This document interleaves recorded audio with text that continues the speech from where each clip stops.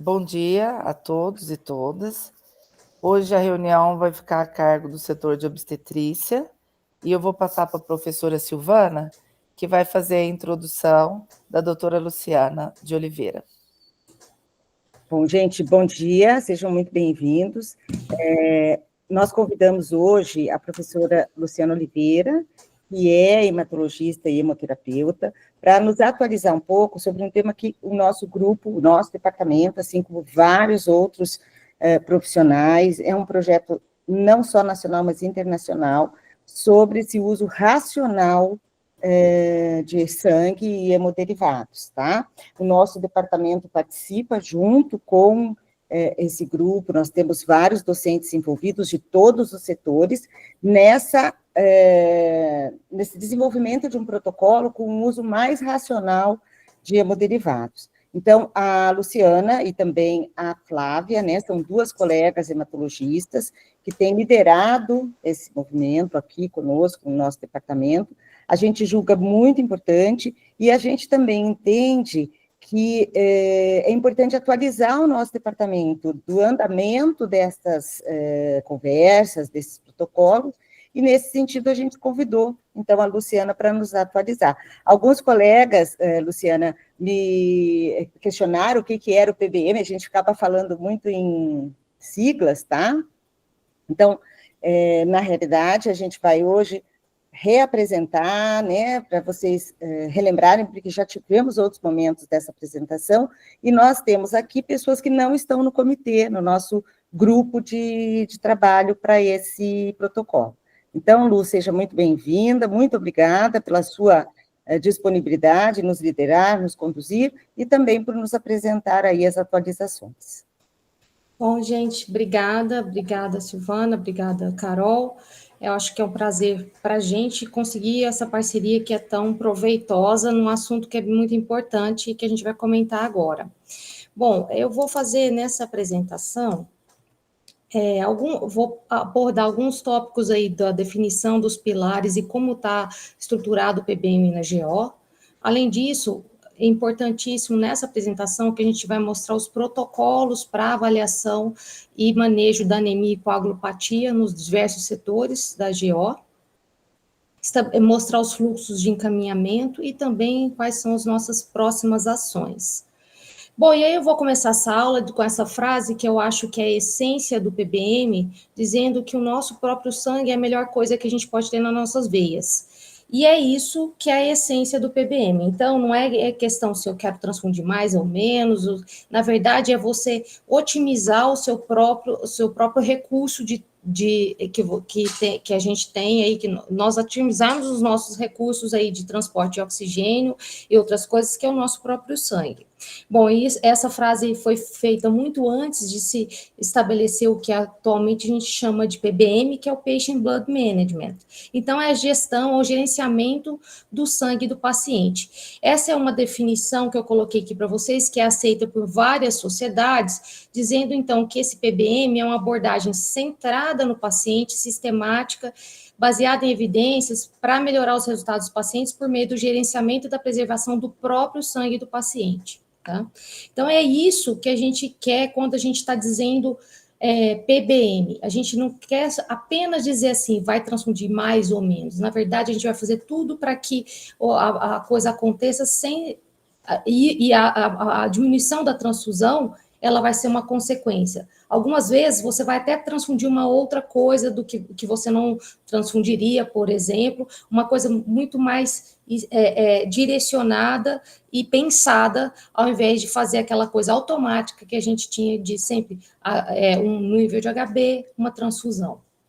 Bom, e para sistematizar essa gestão, existem 3 pilares propostos que englobam várias ações para a gente obter esses objetivos. Então, o primeiro pilar é um pilar extremamente importante, que é detectar e manejar a anemia e a deficiência de ferro. Ou seja, eu vou, então, priorizar a massa eritrocitária daquele indivíduo. Então, eu preciso ações para que eu consiga isso. O segundo pilar, eu vou diminuir as perdas de sangue seja ela no intraoperatório, seja ela com coleta de sangue, seja ela por sangramento anormal que eu poderia ter detectado previamente. Então, eu vou precisar otimizar a coagulação também nessa situação. Então, eu minimizo perdas de várias formas e otimizo a coagulação. E o terceiro pilar é você tentar otimizar a tolerância fisiológica daquele paciente à anemia. Então, usar técnicas e parâmetros clínicos e fisiológicos para entender se realmente aquele paciente precisa de uma transfusão ou se ele pode tolerar. Bom, e aí eu posso fazer isso tanto nos pacientes clínicos, então eu tenho um paciente clínico uma paciente no meu ambulatório, por exemplo, de sangramento uterino normal, que chega então com anemia, eu vou abordar essa paciente e vou manejar essa anemia. Mas eu posso fazer isso também no contexto de paciente cirúrgico, e aí tem uma subdivisão aí do que a gente pode fazer dentro desses pilares em cada fase da cirurgia, então no pré-operatório, no intraoperatório ou no pós-operatório. Por exemplo, se a gente entender esse pilar 1 aqui, o que eu posso fazer no pré-operatório? Eu posso detectar anemia, eu vejo se tem causa subjacente, trato essa anemia, vejo se tem deficiência de ferro ou não, às vezes o paciente não tem anemia, mas tem deficiência de ferro, otimizo tudo isso, e se essa cirurgia eletiva, eu postergo essa cirurgia até que esses parâmetros sejam corrigidos, para que essa pessoa vá para uma cirurgia numa condição melhor. Eu não vou mostrar nessa aula, mas é conhecido que os pacientes que entram com anemia na cirurgia, eles têm maior mortalidade e maior tempo de internação, mais complicações, então e a gente já tem dados em relação a isso. Então, em alguns protocolos, por exemplo, a correção da anemia a anemia é uma contraindicação relativa a uma cirurgia eletiva. Você precisa corrigir essa anemia para os pacientes ir para a cirurgia. É claro que existem situações, então, por exemplo, situações de urgência em que você não tem tempo para que isso ocorra, então essa cirurgia não vai ser postergada e ela vai fazer usando, então, o esquema transfusional. Durante a cirurgia, existem várias coisas que a gente pode fazer, no sentido de no manejo da anemia tem o tempo, a gente também pode pensar que no pilar 2, durante a cirurgia, eu preciso entender que eu posso fazer técnicas que minimizam o risco de sangramento, eu posso recuperar sangue no intraoperatório, eu posso pensar em fazer uma doação autóloga para, no momento da cirurgia, eu devolver o sangue do paciente. Existem agentes farmacológicos que, quando bem indicados e muitas vezes utilizados com os métodos viscoelásticos, por exemplo, o tromboelastograma, que é o ROTEM, que é uma das nossos anseios aí, nossos desejos de implementação, você conseguir saber exatamente o que o paciente está precisando naquele momento e fazer uma transfusão direcionada. E no pós-operatório, a gente pensar que os pacientes que saem pensar que a gente não, por exemplo, não pode fazer um monte de coleta de sangue durante a internação. Existem trabalhos mostrando que o paciente entra com uma anemia e sai com outra, entra sem anemia e sai com anemia por conta desse número de sangue que é coletado durante o intraoperatório. Então, existem várias ações nesses vários pilares, e vejam que envolve uma série de pessoas, e não é um grupo isolado que faz isso. Então, não adianta a hematologia fazer um protocolo, para a ginecologia seguir, existe uma necessidade de implementação de técnicas que precisamos da administração, existem outros colegas que atuam junto com a gente, por exemplo, os anestesistas, os intensivistas. Então, é uma série de coisas e medidas que fazem com que isso tenha sucesso, mas também que a gente tenha muito trabalho e a necessidade dessas interações como a gente está tendo agora. Bom, e aí, para a gente começar isso, vejam que são muitas ações, a gente entendeu que as ações que podem ser inicialmente feitas e que tem resultados e uma implementação a curto e médio prazo, são o manejo das anemias e dos distúrbios da coagulação, e é isso que a gente está focando nesse momento, tanto para o paciente clínico quanto para o paciente cirúrgico. Para o paciente clínico, entenda-se aqui, no contexto da ginecologia, também as pacientes obstétricas. Tá? Então, mostrando para vocês que não tiveram a oportunidade de ver esse dado antes, aqui é um levantamento de 2022, onde, enquanto a gente ainda tinha o ambulatório pré-operatório realizado pela anestesia, vendo que, se a gente considera um nível de HB menor do que 12 para mulher e menor que 13 para homem no pré-operatório, a gente vê que 20% dos pacientes, quer dizer, 1/5 dos pacientes no pré-operatório tem anemia. Né? E se a gente olhar aqui em relação na GO, 24%, um quarto do paciente, das pacientes tinha anemia no pré-operatório. É claro que isso aqui a gente não está diferenciando que tipo de anemia, mas é uma quantidade bastante grande de pacientes com anemia. E se a gente for pensar na Procto, por razões óbvias, no sexo feminino, essa quantidade de pacientes no pré-operatório que tem anemia era em torno de 34%. Então, aqui está uma possibilidade imensa de intervenção. A gente detectar esses pacientes com anemia no pré-operatório e fazer o manejo dessa anemia. Aqui um outro dado mostrando que quando a gente considera aí, então vamos focar aqui nas mulheres com HB menor do que 12, a gente tem, durante a internação para a cirurgia, 30% dos pacientes têm HB menor do que 12. Quer dizer, 30% das mulheres internadas para a cirurgia, elas têm anemia.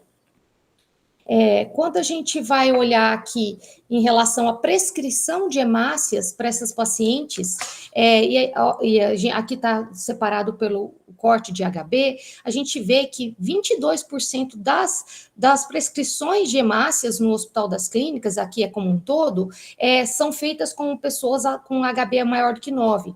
Quer dizer, será que essa prescrição realmente tinha uma indicação?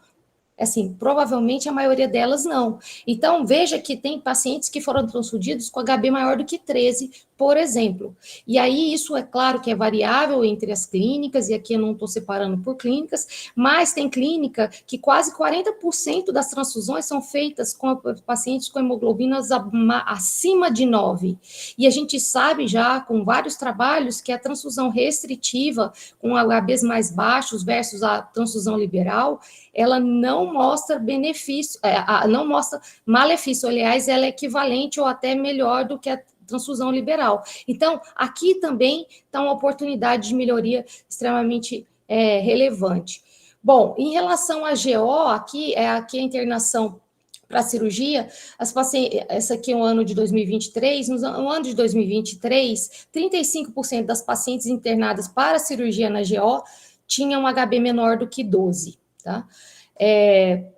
E aqui, o número de transfusões de hemácias em pacientes internadas para GO, lembrando que foi em torno de 1,9%, 2% das pacientes foram transfundidas, e elas receberam, em média, 1,7 concentrados de hemácias por paciente. Lembrando que aqui, a gente já comentou isso em algumas outras situações, e aqui é até interessante, e eu gostei de ver esse dado, porque normalmente, antigamente, todas as transfusões vinham em duplas, né, ou pelo menos acima de duas ou mais concentrados. Tinha aquela ideia de que transfundir uma é transfundir nenhuma, então as pessoas transfundiam logo dois concentrados, e essa mentalidade, essa ideia tem se mudado, e é o que a gente quer o máximo de transfusões de uma hemácia, porque a gente está entendendo que a gente vai dar somente aquilo que é necessário, então isso é um dos parâmetros que a gente vai avaliar no futuro com essas implementações. Bom, então 2% das pacientes internadas são transfundidas, em média 1,7 bolsas por paciente. Então, a partir disso, a gente entende que é necessário a gente avaliar essas pacientes para a gente detectar e tratar uma anemia ou uma ferropenia antes da internação. Por isso, a gente entendeu que era importante a gente atuar junto à ginecologia, e a gente teve uma grande interação e fomos bem recebidas nessa nossa intenção de atuar no PBM na ginecologia. Então, fizemos uma reunião no departamento em fevereiro e constituímos um grupo de trabalho, e aqui, a partir de agora, eu vou mostrar os protocolos que foram desenvolvidos a partir dessa colaboração entre hematologia e ginecologia, lembrando que a ginecologia do Hospital das Clínicas também está sendo um hospital piloto para a implementação do PBM no Brasil e nessa sociedade ibero-americana de PBM.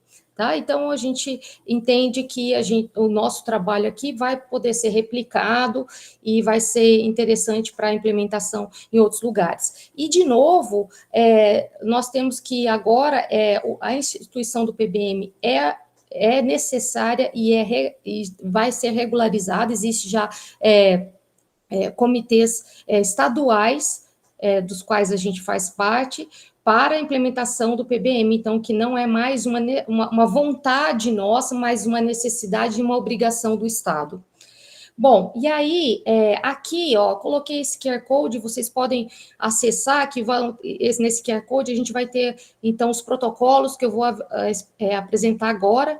Então, são protocolos para avaliação da anemia na obstetrícia, primeiro, segundo e terceiro trimestre, protocolo para avaliação da anemia e coagulopatia no pré-operatório, avaliação da anemia no paciente clínico, formulações de ferro oral e endovenoso e fórmula de cálculo de déficit de ferro, vitamina B12 e ácido fólico e as orientações para encaminhamento desses pacientes. Bom, então, se a gente clicar aqui em cada item aqui no PDF que vocês vão baixar, a gente vai ter acesso, então, aos protocolos. Esse primeiro protocolo aqui, então, é o protocolo de avaliação da anemia na gestação no primeiro trimestre.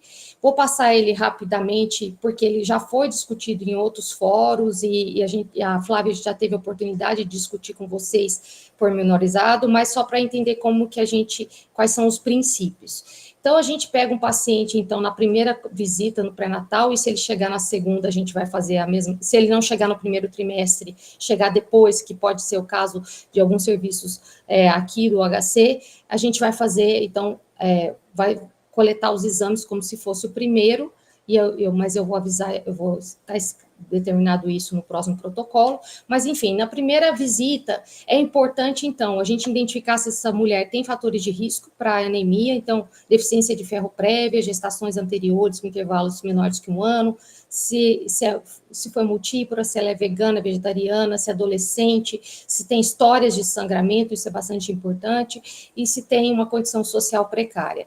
Para todas as mulheres no primeiro trimestre, a gente vai solicitar ferritina e hemograma completo. Se a mulher for vegana, tem história de cirurgia bariátrica ou de síndrome de má absorção, eu acrescento a essa investigação inicial a vitamina B12 e o ácido fólico. E a partir desses resultados de ferritina, então, a gente vai ter um corte de ferritina de 30, então a gente vai fazer essa diferenciação de conduta. Ferritina menor do que 30, se o HB dela for menor do que 11, eu configuro uma anemia ferropriva, e aí, então, começa uma reposição de ferro oral. Lembrando que aqui, no primeiro trimestre, eu estou falando só de ferro oral, a gente não vai usar ferro endovenoso. Começa a reposição de ferro oral numa dose terapêutica, reavalio em 4 semanas, teve aumento do HB, eu continuo o ferro até 6 semanas depois do parto. E lembrando que sempre eu preciso pedir um hemograma, uma ferritina, para a próxima avaliação, que vai ser do segundo trimestre. Se a mulher tem uma ferritina baixa, mas não tem anemia, que é esse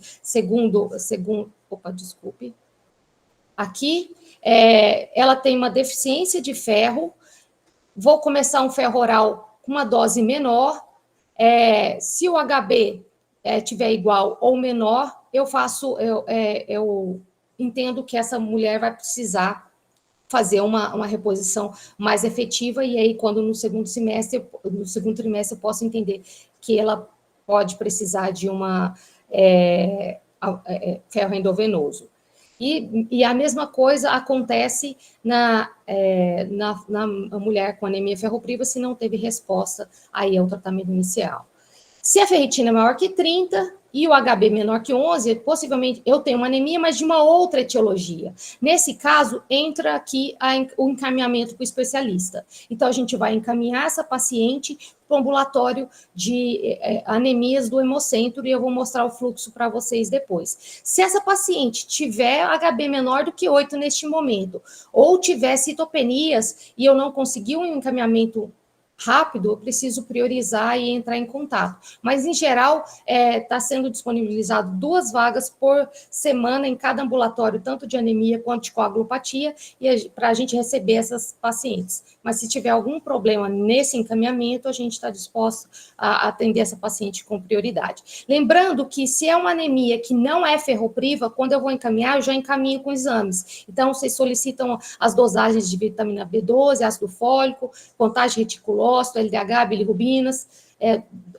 ureia, creatinina, enzimas hepáticas, PCR, e se ela tiver um VCM menor do que 80, configurando uma microcitose, a gente pede um estudo da hemoglobina. Tá, tudo isso para a gente conseguir fazer com que esse fluxo seja mais rápido e quando ela chegar para a avaliação nossa da hematologia, a gente já tenha parâmetros para a gente tomar uma conduta. Se o paciente tiver uma ferritina maior, se a paciente tiver uma ferritina maior que 30 e um HB maior do que 11, ela está normal, e se por acaso ela estiver usando o ferro no momento em que ela fez esse exame, pode ser que esse exame esteja normal pelo uso do ferro. Se ela tiver uma boa tolerância, eu mantenho esse ferro. Bom, no segundo trimestre é muito parecido com o que eu descrevi para o primeiro trimestre, e aí, lembrando que aqui a gente já usa um corte de HB mais baixo, então a hemoglobina menor do que 10,5 ou maior ou igual a 10,5, o fluxo de encaminhamento é parecido, só que neste momento eu já consigo colocar um ferro endovenoso se a paciente tem deficiência de ferro e é intolerante ou não resposta ao ferro oral. De novo, se a paciente tiver uma anemia de uma outra etiologia, eu vou encaminhar para hematologia. Lembrando que, às vezes, a paciente chega direto aqui no segundo trimestre, então ela não fez a vitamina, ela não solicitou a vitamina B12 e ácido fólico, se ela tem esses critérios de risco para esse tipo de anemia, vegana, bariátrica ou síndrome de má absorção. Então, aí eu vou pedir aqui. Caso contrário, eu só vou pedir nesse segundo trimestre, inicialmente, a ferritina e o hemograma. Lembrando que ferritina e hemograma eu vou sempre pedir em todos os trimestres. Bom, e aí eu avalio essa paciente e já deixo o pedido para o próximo trimestre, o hemograma e a ferritina. No terceiro trimestre, então, a gente já volta aí o corte de HB menor do que 11 ou maior do que 11. Aí a gente já tem uma conduta um pouquinho mais, um pouquinho diferente por conta da necessidade aí de um parto mais próximo, né? Então, se a paciente está com ferritina menor do que 30, HB menor que 11, ela tem anemia ferropriva, eu já vou indicar um ferro endovenoso. Se ela tem uma HB maior do que 11, mas tem uma deficiência de ferro, eu vou fazer uma dose terapêutica de ferro, então uma dose maior do que eu fazia antes, por conta dessa necessidade de uma reposição mais rápida. E, de novo, se ela tem uma ferritina maior que 30 e um quadro anêmico, eu vou encaminhar para o especialista. Bom, então esses 3 fluxos são os fluxos desenhados para a obstetrícia. E aqui agora eu vou falar com vocês sobre o fluxo desenhado para pacientes no pré-operatório. Então, é importante avaliar nessas mulheres no pré-operatório o risco de perda sanguínea dessas pacientes. Se eu tenho um risco de perda de sangue maior que 10%, ou uma perda estimada maior do que 500 ml, essa é uma paciente com risco de desenvolver anemia durante a cirurgia e merece entrar nesse fluxo. Além disso, se ela tem fator de risco conhecido, sinal e sintoma de anemia ou deficiência de ferro, também é importante ser avaliada. É importantíssimo eu avaliar num pré-operatório a história clínica de sangramento desses pacientes. Então, na verdade, não há um consenso de como avaliar essa história clínica, qual é o melhor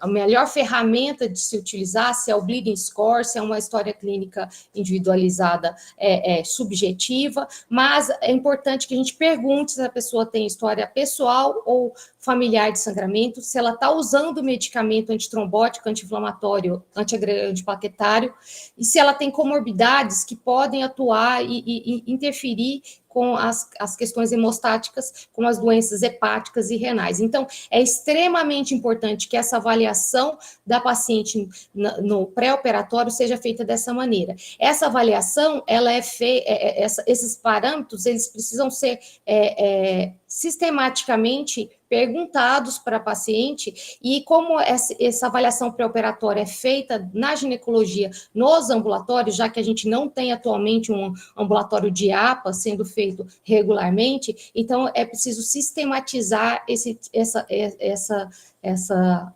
pesquisa nessa avaliação pré-operatória. Para todos os pacientes, então, que se enquadram nesse grupo aqui, no pré-operatório, a gente vai de novo solicitar ferritina e hemograma completo. Bom, se naquela avaliação inicial eu entendi que essa pessoa tem uma história pessoal importante de sangramento, então, e aí é legal a gente falar assim, história importante de sangramento, se a gente está fazendo uma história subjetiva, a gente precisa observar se o sangramento não é apenas ginecológico. É claro que, às vezes, uma paciente muito jovem, com sangramento apenas ginecológico, pode ter uma coagulopatia, tendo em vista que, às vezes, ela não foi submetida a outros desafios hemostáticos. Mas, geralmente, as pessoas que têm coagulopatia, elas têm sangramento em outros sítios. Então, é bastante importante a gente perguntar se outros sítios são acometidos. Então, se tem sangramento mucoso, sangramento gastrointestinal, sangramento urinário, sangramento em local de punção, em traumas, enfim. E se o paciente, outra coisa importante nessa história pessoal é entender se ela tem uma coagulopatia conhecida. Então, se ela já tem uma coagulopatia conhecida, também é um momento em que eu preciso fazer uma avaliação especializada desse paciente. E se a gente utilizar um score que é bastante utilizado, e que, se vocês quiserem utilizar, eu acho que é bastante interessante, é o bleeding score, então, a avaliação de sangramento, que é uma ferramenta que sistematiza a história clínica de sangramento em vários setores, enfim, incluindo o setor ginecológico, que é validada e incentivada pela Sociedade Internacional de Hemostasia e Trombose, sendo que, se a gente tem um score maior ou igual a 6, significa que a história hemorrágica dessa paciente é importante. É lógico que exceções existem meninas, por exemplo, jovens, que às vezes ainda vão ter um score mais baixo, porque elas ainda não foram submetidas a desafios hemostáticos, mas podem ter, mas se vocês entenderem que o sangramento é importante, também podem encaminhar a despeito de um avaliação de sangramento com score mais baixo. Nesses casos aqui, então, com a história positiva de sangramento, eu vou encaminhar para o especialista, e nesse caso vai ser para um ambulatório de hemostasia, então esses fluxos estão descritos no rodapé, e depois eu vou mostrar para vocês, e eu vou encaminhar essa paciente com um TP, um TTPA e um fibrinogênio. Então, vocês vão encaminhar essa paciente já com esses exames. Tá? Lembrando que, para vocês encontrarem esse score de sangramento no sistema HC, ele chama avaliação sangramento, e ele está na aba de formulários na prescrição, na evolução clínica, tá? Bom, e aí fiz essa avaliação inicial, contemplei essa questão de sangramento, e veio o primeiro hemograma, o hemograma está maior do que 12. Se o hemograma está maior que 12 e eu tenho uma ferritina que está entre 30 e 100, eu vou considerar uma reposição de ferro oral. E se a gente tem uma previsão de uma queda maior do que 3 no pós-operatório. Se a ferritina estiver maior que 30, a gente não vai, e o HB maior que 12, a gente não vai fazer nada. Se estiver entre 30 e 100, e a gente pensa que vai cair muita hemoglobina, eu vou fazer um ferro oral. Se tiver menor do que 12, que é essa aba aqui, eu vou entender se a ferritina é menor que 30, essa paciente tem uma anemia ferropriva, e aí cabe a gente entender a hemoglobina está maior do que 9, o sangramento está controlado e eu posso esperar 4 semanas para o procedimento, se isso for a realidade, eu vou, então, começar um ferro oral para essa paciente na dose terapêutica entre 100 e 200 miligramas por dia de ferro elementar. Então, vou mostrar para vocês depois, numa outra tabela, o quanto de ferro elementar tem em cada formulação de ferro que a gente possui comercialmente.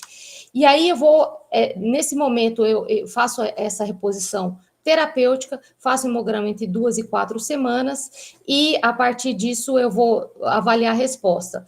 Se aumentou 1 a 2 gramas, ok, eu mantenho a dose e reavalio em 4 semanas. Mas se eu mantenho a dose e reavalio em 4 semanas e posso, nesse momento, pensar em prosseguir com a cirurgia, se for o caso. Se a resposta for inadequada, eu penso em fazer um ferro endovenoso, tá certo?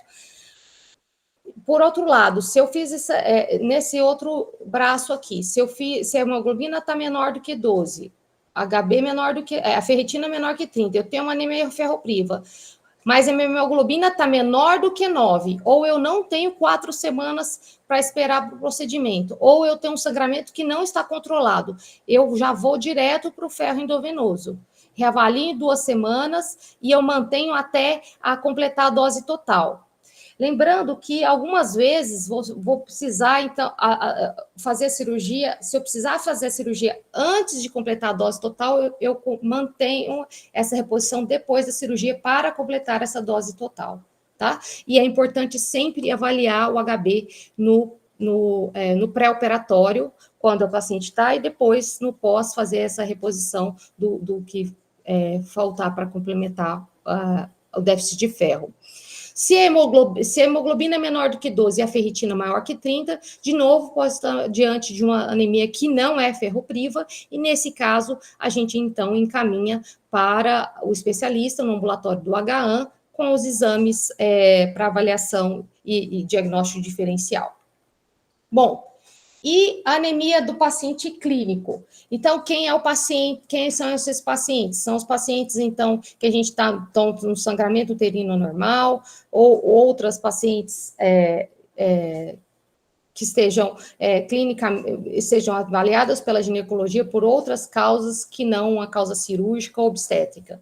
Então, a gente vai avaliar se os pacientes têm sinais e sintomas de anemia e deficiência de ferro, de novo, avaliar se ela tem fator de risco para anemia, deficiência de ferro e carenciais, solicitar hemograma, ferritina, TIBC, ferro sério, adicionar vitamina B12 e ácido fólico se tiver fator de risco. Então, essa paciente aqui, a gente vai fazer essa avaliação nas pacientes em que a gente entender que tem sinais e sintomas de anemia ou deficiência de ferro e tem fator de risco para anemia ou outros carenciais. Então, neste grupo, a gente já vai fazer essa avaliação, e aí, nesse caso, a gente inclui já o estudo completo do ferro, tendo em vista que a gente entende que essa paciente, por exemplo, dos ambulatórios de sangramento uterino normal, a maior causa de sangramento dessas pacientes vai ser por perda, e a maior causa de anemia vai ser ferropriva. Bom, se no hemograma inicial eu identificar que o paciente tem alguma citopenia, plaquetopenia ou HB ou GB baixo, eu já encaminho ela, que não são justificadas pela doença de base, em geral não vão ser justificadas, eu vou encaminhar para a hematologia e para o ambulatório do HA. Tendo o resultado do HB maior que 12, ferritina maior do que 30, B12 e ácido fólico normal, ok, eu vou só avaliar periodicamente essa pessoa. Às vezes são pessoas que têm fatores de risco para anemia, mas naquele momento não estão com anemia, então a gente vai precisar avaliar periodicamente. Se essa paciente tem uma ferropenia ou tem um B12 baixo, um ácido fólico, eu vou fazer a reposição dessas vitaminas e do ferro, se necessário. No outro braço, se eu detecto um paciente com anemia, vou entender se essa paciente tem... vou tratar a deficiência de ácido fólico ou B12, se tiver, E se essa paciente, então, aí eu vou continuar o fluxo dependendo da ferritina.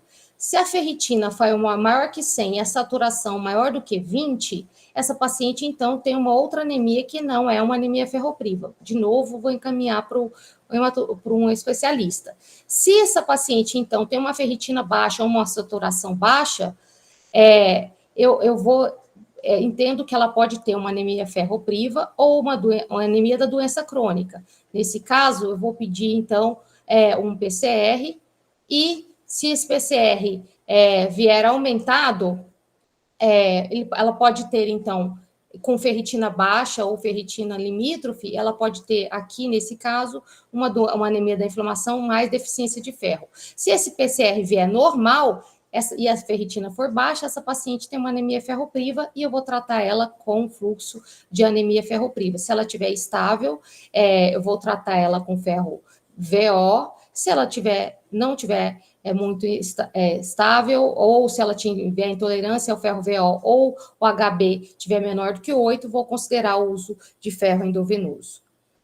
Bom, entendo que esses fluxos, eles são, às vezes, um pouco complexos e é difícil da gente falar todos os detalhes durante uma apresentação como essa, mas vocês têm como olhar esses fluxos, avaliá-los e a gente pode a gente pode conversar à medida que as dúvidas forem surgindo. Aqui está uma tabela só para consulta das formulações e posologias do tratamento de reposição do ferro oral. Lembrando, então, que o que mais a gente tem na rede é o sulfato ferroso, muitas vezes com cápsulas de 200 ou 300 miligramas. Lembrando, então, que 20% disso é a quantidade de ferro elementar. Então, dependendo, então, por exemplo, uma cápsula de 200 miligramas de sulfato ferroso, eu tenho 40 miligramas de ferro elementar, e eu vou entender, então, o quanto eu tenho que repor desse paciente, e aí eu vou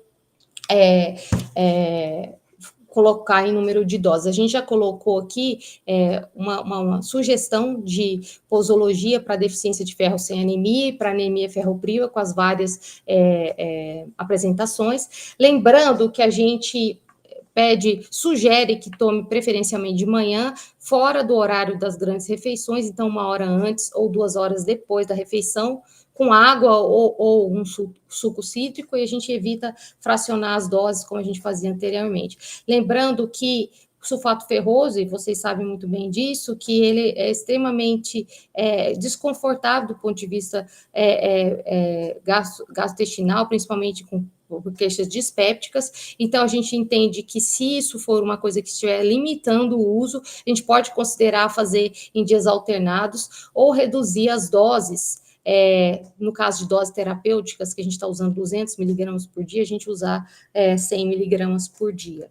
Aqui estão as formulações de ferro endovenoso. Então, né, lembrando que a gente tem disponível no HC para a reposição o sacarado de hidróxido férrico, que é o Noripurum, que tem essa apresentação de 100 miligramas a cada 5 ml, mas existem formulações comerciais, a carboximaltose férrica e a derisomaltose férrica, que tem uma concentração muito maior de ferro, então isso possibilita menos dias de infusão e para se conseguir chegar à dose total. Porém, essas questões, essa posologia e uso desses medicamentos ainda está sujeito à disponibilidade do serviço, e aí no contexto que a gente está propondo aqui, a gente tem o Noripurum. Aqui está um pouquinho pequeno, deixa eu aumentar aqui para vocês. Esse aqui é a fórmula para a gente calcular o déficit de ferro. Então, a gente tem que entender quanto essa paciente precisa de ser reposta. No caso do paciente com anemia ferropriva, com necessidade de reposição de ferro endovenoso, a gente vai calcular, então, essa necessidade de ferro, calculando o déficit de ferro aí. E aqui está então, a gente usa para isso o peso corporal, o delta de hemoglobina, ou seja, a hemoglobina pretendida menos a real, vezes 2,4, vezes o ferro de reserva, que é em torno de 500 a 1.000 miligramas de ferro, ou 10 a 15 miligramas por quilo. Lembrando que a gente utiliza o peso ideal para obeso e o peso pré-gestacional. tá? E é importante no contexto das nossas mulheres aí. Aqui só um exemplo para vocês verem como é diferente a gente utilizar uma posologia de ferro, uma formulação de ferro ou outra em relação ao tempo de infusão. Então, a gente tem uma mulher aqui de 49 anos, sangramento uterino normal, intolerância a ferro oral, pré-operatório de esterectomia de 65 quilos, HB de 7,5, ferritina de 3, e aqui a gente colocou a hemoglobina desejada de 13. Se a gente faz esse cálculo, a gente tem um déficit de ferro de 1.358 miligramas de ferro elementar. Se a gente for dar noripurum para ela, que é essa primeira alternativa aqui, a gente precisa de 14 ampolas, visto que cada ampola tem 100, cada dia de infusão a gente faz 200, então a gente vai precisar para 1.400 miligramas, arredondando, a gente precisa de 7 dias de infusão, e a gente faz no máximo 3 infusões por semana. Então, a gente vai fazer, então, 2 semanas e 1 dia para a gente repor fazer a reposição total do ferro dessa paciente. Se a gente utilizar as outras formulações que são mais concentradas em ferro, como elas têm a apresentação de 500 e 1.000, pensando numa dose de 1.500, a gente conseguiria dividir em 2 infusões, fazer uma infusão uma vez nessa semana e dar uma semana de intervalo e fazer outra, tanto para as 2 apresentações. Então, isso também um cálculo que vai precisar ser feito e que já está sendo conversado com a administração, no sentido de entender o quanto o gasto para comprar esse outro tipo de apresentação versus a necessidade de um local para infusão, várias vindas da paciente, equipe para instalação, enfim. Então, esses cálculos estão sendo feitos, mas no momento que a gente tem para oferecer para essas pacientes, e que é muita coisa e que tem efeito, é o noripurum, então, que a gente ficaria com essa primeira hipótese, primeira sugestão aqui. Bom, em relação à vitamina B12 e ácido fólico, aquelas pacientes que tiverem deficiência, que não são a maioria das pacientes que vocês vão avaliar, na verdade, são aquelas pacientes que têm fatores de risco, que têm uma gastrite atrófica, que têm síndrome de má absorção, pacientes bariátricas, aí a gente pode fazer a reposição conforme está descrito aqui nessa tabela. Em relação ao encaminhamento, então, como eu falei para vocês, existem algumas situações nesses fluxos que requerem uma avaliação especializada, e essa avaliação vai ser ou no ambulatório de anemias. Esse ambulatório de anemias acontece às terças-feiras, às 13 horas, no Hemocentro, e tem essa sigla HAN, e o ambulatório de coagulopatias, que é o HST, às quartas-feiras, às 13 horas, também no Hemocentro. Existe, então, 2 vagas em cada ambulatório para agendamento, exclusivas para GO. Então, quando vocês forem olhar no sistema Atos, quando o balcão for agendar, ou vocês forem agendar, existe uma vaga denominada Caso Novo GO, que daí já pode agendar diretamente, não precisa ligar para a gente ou ir para o Hemocentro, esse atendimento, esse agendamento já é feito. Aqui, outra coisa, se por acaso, no momento, eu falei tudo isso parecendo que isso só se aplica a pacientes ambulatoriais, mas não, eu estou com paciente internada e eu preciso de uma avaliação especializada, preciso de uma orientação, então eu vou solicitar um PI. Tá? Então, a hematologia também está trabalhando no sentido de que nós temos que dar esse tipo de orientação, enfim, então é uma coisa que talvez uma demanda que não existia e que tem começado a existir. Então, se vocês estiverem diante de paciente que esteja internado, que vocês acham que mereça uma avaliação da hematologia para anemia ou coagulopatia, fazer isso em forma de PI. Aqui só um print do agendamento, então aqui no agendamento de consulta, eu vou ter aqui,